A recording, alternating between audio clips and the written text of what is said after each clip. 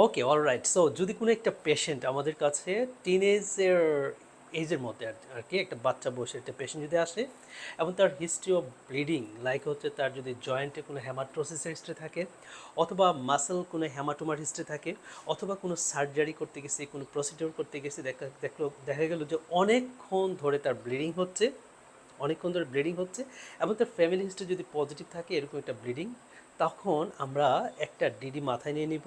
বয়স যেহেতু কম, সেটা হতে পারে হেমোফিলিয়া, হেমোফিলিয়া, হেমোফিলিয়া। সো আমরা যদি দেখি এই হেমোফিলিয়া পেশেন্টের ক্ষেত্রে ইনভেস্টিগেশন করে, সেক্ষেত্রে আমরা তার আইসোলেটলি অ্যাক্টিভেটেড পার্শিয়াল থ্রম্বোপ্লাস্টিং টাইম, যেটা অ্যাপিটিটির মানটা অনেক বেশি পরিমাণে বেশি থাকে। আর অন্যগুলো যে লাইক হচ্ছে পিটি, সিটি, বিটি, এগুলো কিন্তু তার ক্ষেত্রে নর্মালি পাওয়া যায় অলমোস্ট। স্পেশালি যদি আমরা ফ্যাক্টর এসে করি, ফ্যাক্টর স্পেশালি 8 এবং ফ্যাক্টর 9 কোনো একটা কম থাকতে পারে।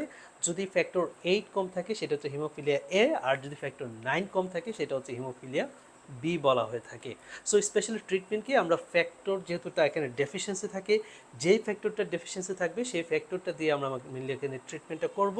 সো 8 অথবা ফ্যাক্টর 9 আমরা কনসেন্ট্রেশন দিয়ে মেনলি তাকে ট্রিটমেন্ট করতে পারি, অথবা আমরা প্লাজমা দিয়েও ফ্রেশ ফ্রোজেন প্লাজমা দিয়ে ট্রিটমেন্ট করা যায়, যেহেতু প্লাজমার মধ্যে কী থাকে, ফ্যাক্টরটা থাকে।